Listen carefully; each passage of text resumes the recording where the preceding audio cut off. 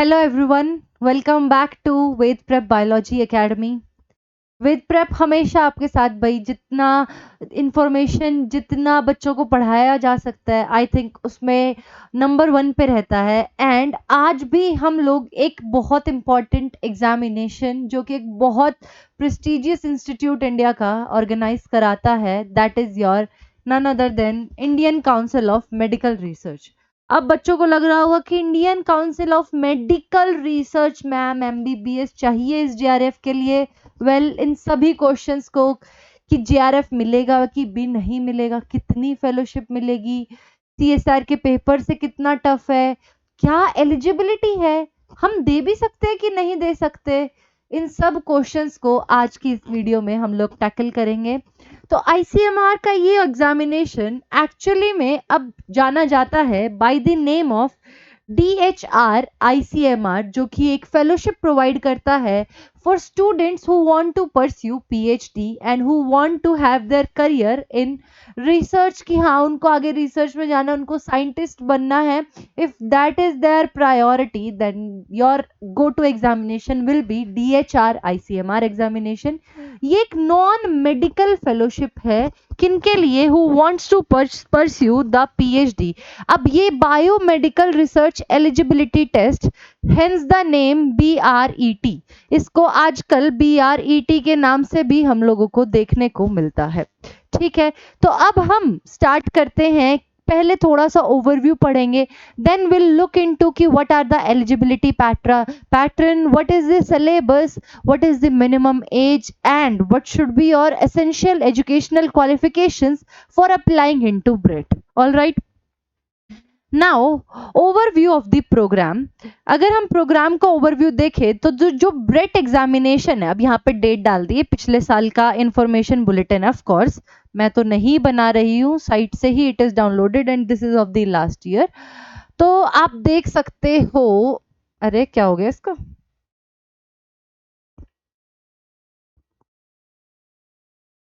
Sorry for this. हाँ जी, तो जो बायोमेडिकल रिसर्च एलिजिबिलिटी टेस्ट है वो एक्चुअल में वही फेलोशिप प्रोवाइड करता है, फलाना ढिकना एलिजिबिलिटी चेक करता है।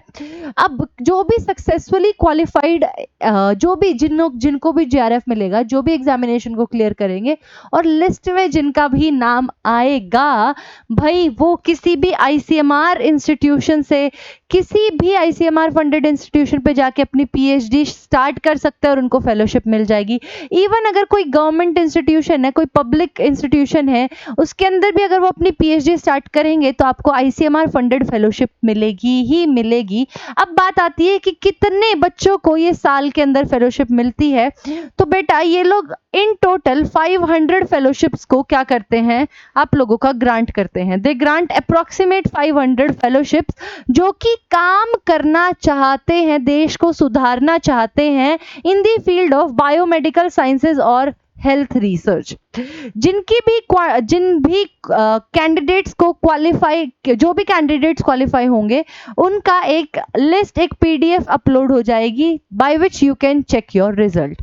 अब जो मेन टॉपिक है, मुद्दे की बात है कि मैम एजुकेशनल क्वालिफिकेशंस क्या क्या होनी चाहिए, कि हम लोग ये फॉर्म भर भी सकते हैं कि नहीं भर सकते।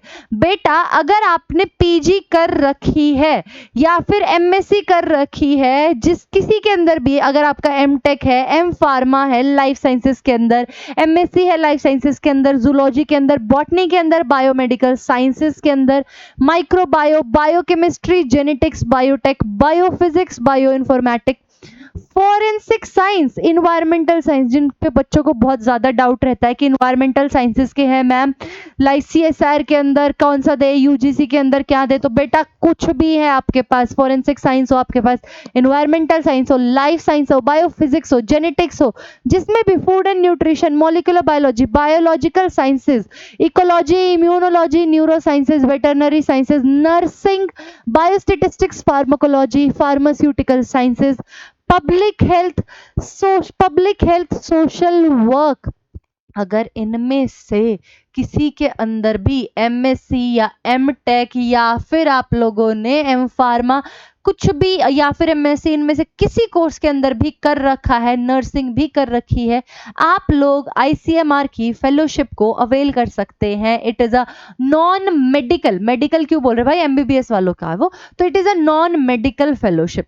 कैंडिडेट जो अपीयर कर रहा है या फिर जिस, देखो जो भी जितनी सारों के अंदर है वही एलिजिबिलिटी है कि भाई या तो मास्टर्स में हो, अपीयरिंग हो, या मास्टर्स हो चुकी है, आप दोनों ही जो कैटेगरीज है दोनों के दोनों इस फेलोशिप को अवेल कर सकते हो।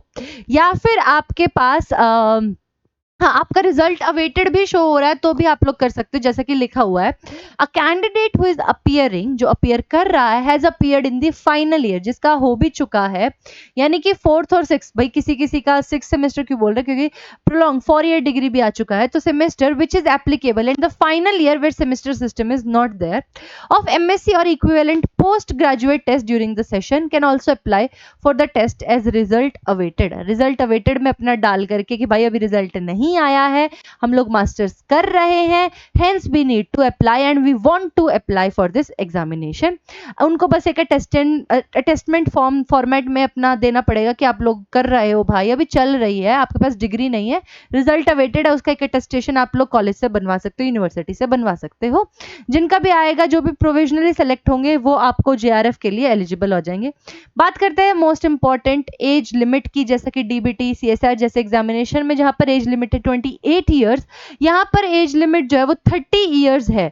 भाई 2 साल बढ़ गए हैं, मतलब अगर किसी कारणवश से आप लोगों को आईसीएमआर की डीबीटी या फिर सीएसआर जैसी फेलोशिप्स के अंदर जेआरएफ नहीं मिल पा रहा है और आप एज क्रॉस कर चुके हो पर आपके अंदर जज्बा वही है, तो भाई आईसीएमआर फेलोशिप आप लोग अप्लाई कर सकते हो, क्योंकि वहां पर आपको एज लिमिट मिल जाती है 30 ईयर्स की, और भी रिलैक्सेशन मिलता है 5 साल तक का। अगर आप बिलोंग कर रहे हो, अगर आप बिलोंग कर रहे हो किसके अंदर भाई, पीडब्ल्यूडी के अंदर, फीमेल के अंदर 3 साल तक का मिलेगा, ओबीसी का 5 इयर्स तक का, एससी एसटी या फीमेल कैंडिडेट्स को मतलब और 35 साल, जहां 33 है 2-2 साल यहाँ पे आपका बढ़ चुका है।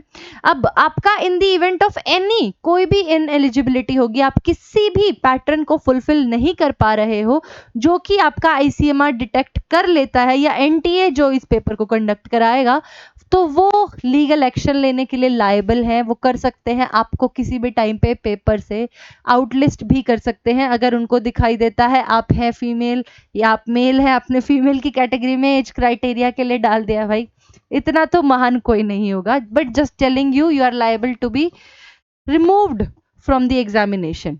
अब मोड ऑफ एग्जामिनेशन, अगेन जैसे हर एग्जामिनेशन हो रहा है, कोई पेन पेपर एग्जामिनेशन आज के टाइम पे नहीं चल रहा है, कुछ असिस्टेंट प्रोफेसर के एग्जामिनेशंस फिर भी हो रहे हैं, but maximum of the examinations are now computer based examination and same goes for your ICMR examination bread.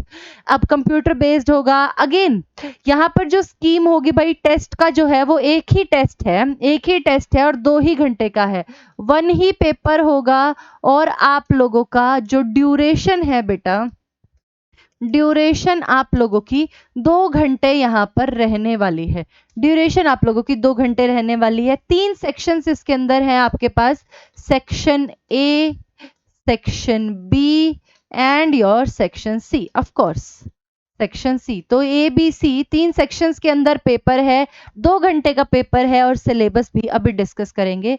हर एक क्वेश्चन ये ऑप्शनल नहीं है, और हर एक क्वेश्चन जो है बेटा वो 1-1 मार्क्स का होने वाला है। नेगेटिव मार्क्स जो है वो 1/4 है, यानी कि 0.25 आप लोगों का डिडक्ट किया जाएगा, 0.25 बेटा आप लोगों का डिडक्ट किया जाएगा। All right, questions not attempted, जिनके ऊपर ऑफ कोर्स जो नहीं अटेम्प्ट किया उस पर नंबर नहीं काटे जाएंगे, पर दिए भी नहीं जाएंगे, 0 मार्क्स रहेगा। अब जो सेक्शन ए है, मैंने बताया 3 सेक्शन है, सेक्शन ए बी एंड सी, तीनों, जो पहला सेक्शन है सेक्शन ए, उसके अंदर 50 क्वेश्चन है, तो 50 क्वेश्चन है और हर क्वेश्चन 1-1 नंबर का है, तो 50 मार्क्स के आपके पास हो गए। ये वही जनरल सेक्शन है जिसके अंदर रीजनिंग आप लोगों का, इंग्लिश रीडिंग आप लोगों का आएगा, एनालिटिकल एबिलिटी, क्वांटिटेटिव और क्वांटिटेटिव कंपैरिजन, यानी कि प्रॉब्लम सॉल्विंग, रीजनिंग आप लोगों का, मैथ्स थोड़ा बहुत, इंग्लिश, थोड़ी बहुत जनरल साइंस के ही क्वेश्चन आप लोगों को सेक्शन सेक्शन ए के अंदर देखने को मिलेंगे, जो बाकी हर एक भाई आपके जो ये एग्जामिनेशन है ना, ये चेक कर रहे हैं कि आपका आईक्यू कितना है, आप कितने अवेयर हो, आपको ये थोड़ा बहुत भी आता है कि नहीं आता है। सिर्फ सब्जेक्ट लेवल का नहीं देख रहे हैं उन लोगों को, बाकी भी कि रीजनिंग है कि नहीं है बच्चे के अंदर, तो they are just checking that. Section B जो है वो 50 क्वेश्चंस होंगे। क्रॉस डिसिप्लिनरी का मतलब है डिफरेंट फील्ड से भी आप लोगों के आएंगे, not only for your fundamental biology field. अब जो कॉमन टॉपिक्स हैं, molecular biology, cell structure and function, भाई वही सेल बायोलॉजी, मोल बायो, आपका physiological processes whether it is animal physiology or your plant physiology, genetic inheritance यानी कि genetics तो आएगी ही आएगी, origin of life and evolution, आपका इवोल्यूशन देखने को मिलेगा, बायोटेक्नोलॉजी यानी कि बायोटेक के अप्लाइड फिजियो, आपका अप्लाइड और आपका जो टूल्स एंड टेक्निक्स वो भी दोनों देखने को मिलेगा। बायो सेफ्टी बहुत बड़ा टॉपिक नहीं है, आप चाहते हैं अगर कि हाँ आपको आईसीएमआर की प्रिपरेशन करनी है, बाकी सारी यूनिट्स प्रिपेयर हैं, तो आप वीडियो के अंदर कमेंट भी कर सकते हैं कि हमें बायो सेफ्टी पे एक डिटेल्ड लेक्चर दे दो। जो पीवाईक्यू क्वेश्चंस आए हुए हैं बायो सेफ्टी वाले टॉपिक से रिलेटेड, आप प्लीज उसे हमें पढ़ा दीजिए, तो हम उसका भी ट्राई करेंगे, पर आपको कमेंट करना पड़ेगा बेटा। बायो सेफ्टी और बायो एथिक्स कॉमन क्वेश्चंस होते हैं, थोड़े बहुत रिलेटेड इंटर रिलेटेड, तो will talk about that. Natural and acquired immunity यानी कि इम्यूनोलॉजी आ गया, कॉमन बैक्टीरिया वाल मतलब वही आपका जो सेल बायोलॉजी के अंदर इनिशियल में प्लाज्मा मेम्ब्रेन जब पढ़ते हैं, तो जो छोटे बच्चे थे तब पढ़ते थे, वही वाला आप लोगों का ये लास्ट यूनिट रहने वाली है। तो पार्ट बी के अंदर इंटरडिसिप्लिनरी फंडामेंटल क्वेश्चन कि बायोलॉजी के हो ये तो आना ही चाहिए, तो वही आप लोगों से पूछ रहा है। उसके बाद जो सेक्शन सी है वो इंपॉर्टेंट है, it is a non medical GRF है ना, नॉन मेडिकल जीआरएफ है, तो सेक्शन सी कुछ तो अटपटा होगा ना, सेक्शन बी तो आप लोगों ने देख लिया। सेक्शन सी के अंदर जो एनालिटिकल पार्ट है, ये एक हेल्थ साइंस रिलेटेड आप लोगों की फेलोशिप है, तो ऑफ कोर्स थोड़ा सा तो उसका पूछेंगे ही वो। And part of the biological process from the 11 specific disciplines or subjects as listed below, candidate will have to opt for only one subject for this section. सिर्फ और सिर्फ एक ही को चूज करना है इन 11 में से। आ रही है आपको बातें समझ में? जो यहाँ पर अगर आप देख पा रहे हो, जैसे कि will be having 50 questions pertaining to cross disciplinary areas and not from any specific domain but related to the fundamental knowledge which is common to the topics listed below. ये कोई अलग अलग यूनिट नहीं है, मतलब कोई अलग अलग वो नहीं है कि हाँ इनमें से एक चूज करना है, इनसे इन टॉपिक्स में से रिलेटेड क्वेश्चंस आएंगे पार्ट बी के अंदर। इनमें से कोई एक को आपको चूज करना पड़ेगा जिसके आपको 50 क्वेश्चंस को देना है, ठीक है? तो माइक्रोबायोलॉजी जिसके अंदर बैक्टीरियोलॉजी, वायरोलॉजी, पेरिसिटाइलॉजी, एंटोमोलॉजी, माइकोलॉजी, या फिर बायोकेमिस्ट्री। आप देख रहे हो बायोकेमिस्ट्री मतलब अटमोस्ट इंपॉर्टेंट टॉपिक है। आप बायोकेमिस्ट्री का ऑप्शन जो है, आप अगर गेट के एग्जाम दे रहे हो तब भी आप बायोकेमिस्ट्री को अलग से लेकर के चल सकते हो। आईसीएमआर में भी आपको एक पूरी यूनिट मिलेगी, भाई बायोकेमिस्ट्री चूज करो, या फिर बायोस्टेटिस्टिक्स, वेटरनरी साइंस एंड मेडिसिन, क्योंकि नर्सिंग का भी बच्चा इसके अंदर आ रहा है, जिसने बीएससी या फिर वेटरनरी का कोर्स कर रखा है वो बच्चा भी इस पेपर को देने के लिए बैठ रहा है। Public health, nursing, biotechnology, social behavioural sciences, क्योंकि पब्लिक हेल्थ सेक्टर वाले भी इस फेलोशिप को अवेल कर सकते हैं।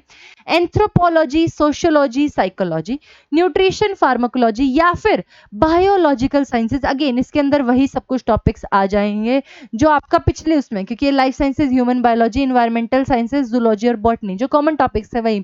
इसके अंदर मेजर कंपोनेंट आप लोगों का प्लांट फिजियो, एनिमल फिजियो, आप लोगों की जेनेटिक्स, इनके क्वेश्चन ज्यादा देखने को मिलेंगे आप लोगों को। सिर्फ मीडियम जैसे कि डीबीटी के अंदर भी होता है, इंग्लिश मीडियम पेपर रहेगा, बाइलिंगुअल में आपको ये नहीं मिलने वाला है। अब मार्किंग स्कीम आप लोगों को बता दी है, हर क्वेश्चन 1 नंबर का और 1/4 नंबर आपके काट लिए जाएंगे। सब्जेक्ट के कोड है, ये इनमें से एक आपको चूज करना है, तो इनके कोड है, जब आप पेपर भरेंगे उसी टाइम पे, पेपर के टाइम पे आपको चूजिंग नहीं मिलेगी, पेपर भरते वक्त ही आप लोगों को ये कोड को चूज करना पड़ेगा।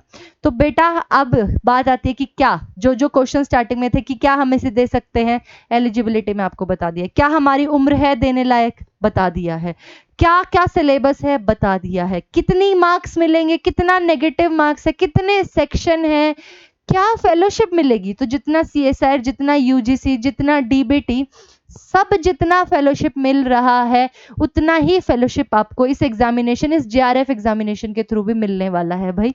तो कोई भी फेलोशिप लो, पैसा बराबर मिलेगा। तो वाई नॉट कि हाँ एक ही पेपर पे स्टिक नहीं होना है। मैं हमेशा बोलती हूँ ये लाइन अपने स्टूडेंट्स को कि आप किसी भी भाई कोई भी पेपर हो आपके फील्ड से रिलेटेड, आपको हर वो पेपर देना चाहिए। More the fellowship better for you.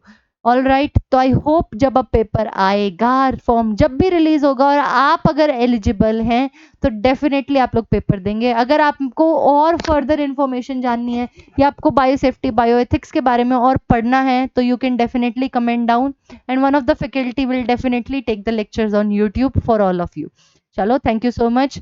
And एक और चीज भाई, I don't say that much, but you can like the video, you can share it आपके फेलो उनके साथ भी भाई, जो बैचलर्स के अगर वो देख रहे हैं तो वो बाकियों को भी भेज दें कि हाँ मास्टर्स में जाके हमें इस वाले पेपर की तैयारी करनी है। मास्टर्स में है तो आप अपने क्लास के ग्रुप पे भेज सकते हैं कि हाँ भाई ये वाला भी पेपर है जिसे हम दे सकते हैं, एक ही नहीं है और भी एग्जामिनेशंस हैं। तो you can definitely share the video. And अगर आप अभी तक पहुंच चुके हो लास्ट तक और आपने सब्सक्राइब नहीं किया है चैनल को, तो भाई सब्सक्राइब कर दो। आई थिंक पैसा कट नहीं रहा है, मतलब आपसे कोई पैसा नहीं ले रहा है सब्सक्राइब करने का, but it's just a motivation for all of us. Thank you so much. And अगर आपको कोई भी courses, I don't stop, and अगर आपको कोई भी कोर्स लेना है तो नीचे लिंक आप लोगों को मिल जाएगा, आप हेल्पलाइन नंबर पे कॉल कर सकते हैं। आप CUET, गेट, आपको ICMR, आप तो कोई भी आपको एग्जाम की प्रिपरेशन करनी है तो you know which institute to join, that is your own institute, Ved Prep Biology Academy. Thank you so much and bye bye.